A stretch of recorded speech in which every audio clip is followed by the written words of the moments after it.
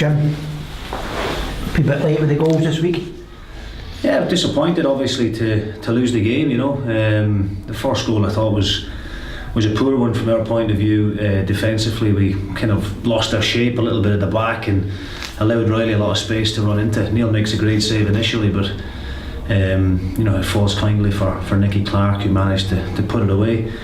And then the second one, McMullen was obviously playing down the right majority of the game, but he ventured over onto the left, and he jigged back onto his right foot. It was a cross that 9 times out of 10 it goes wide, or somebody deals with it. Unfortunately, it caught Nearly unawares, and nobody was able to get a touch on it within the back post. So that was a bit of a killer blow right on half time.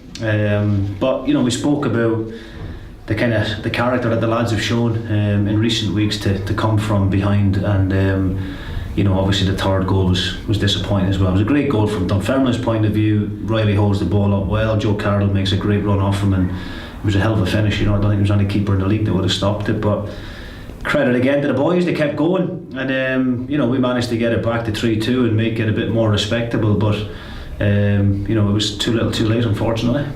We take a lot out of the game. Frank McCune settling in at the back and Steph making his debut. Yeah, obviously Frank got man of the match, which was great and pleasing for him, and do his confidence the world of good. And obviously Steph made a great impact. I can't, I've lost count of the amount of times substitutes have made great impacts coming off the bench for us this year. I can think of Jamie Longworth coming on and scoring. I can think of Flanny coming on and scoring in recent weeks, and Steph has done it as well for us on Saturday. Unfortunately, the goal didn't amount to us getting a good result, but it was very pleasing for Steph to get off to a flying start, and almost his first touch, I think it was, where he was in the right place at the right time to score. It was great. There were stages there we kept the ball well, and Dunfermline were under a crush when we got back to even 3-1. There was a spell where we had 10-15 minutes where we had the ball playing well. Yeah, I thought I thought the second half we were the better team, to be honest with you. We knew, we'd highlighted in the build up to the game how dangerous they were on the break. They've got some really, really pacey wingers, and they've got some great movement up top in Clark and Riley. So we knew that they were going to be dangerous on the break, and we knew that when we were attacking that's when we would be at our most vulnerable, which proved to be the case.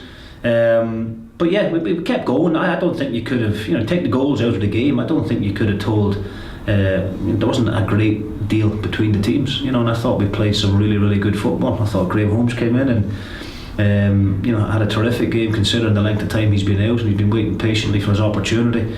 And I thought he went in and he dictated the game for long spells for us. But look, the goals are disappointing, and that was we were always going to be an uphill struggle when you're 3-0 down to anyone, regardless of whether it's a team in the league above or a league below. It's always going to be an uphill task, and unfortunately we just gave ourselves too much to do. The lads were extremely disappointed, as was I, because when the draw was made, it was one that we thought, we've got a wee chance here. So it's not to be. We're out of the competition, and we now just have to focus fully on the league. Moving on to the league, Albion Rovers this week. It'll be a tough tie then. Yeah, it will be. Albion Rovers are a decent side. Darren Young has them very well organised, as they proved in the last game here. They held us to a 0-0 draw. So they are very, very well organised defensively. I went to watch them against the Airdrie over the festive period. And it was great to be able to see them up close, and they were excellent on the day, I thought, and they thoroughly deserved their victory. They won 2-1 on the day, and they were solid at the back, and they were a threat going forward. So we're going to have to be at our best, and the pitch is not the most conducive to the way that we want to go and play, so we might have to adjust how we do things on Saturday as well. But listen, it's a difficult venue, it really is. It's a difficult venue at the best of times, so this time of year it's going to be even tougher. Big blow for Neil Parity out. Yeah, I'm gutted for Neil. He's been in the wars lately, honestly. If you go back over his career history, he doesn't get many injuries, the big fella, but he's had some real heavy knocks in the last few months, and he's got a knee that's grumbling away, and obviously he's had the collision at Steny, and now he's had this kind of fracture to his finger. So it's a huge blow for us, to be honest with you, because he's been a big player for us this season. So, but listen, it's an opportunity for someone else. We we've got great backup, and so we're not overly concerned. We wish Neely a speedy recovery, obviously, and he'll get the best of treatment that's available to him here. Is it looking like 2 or 3 weeks, or is it longer? Well, he's got a slight fracture in his finger, so I mean, according to the doctor, that these do tend to take 3 or 4 weeks to heal. So it's looking like it will be that length of time. Okay. Looking at anybody else coming in before the window closes? Working hard, yeah. We're getting to that stage now where we're running out of time, but we're continuously making phone calls. We're continuously monitoring the situation to see who's becoming available.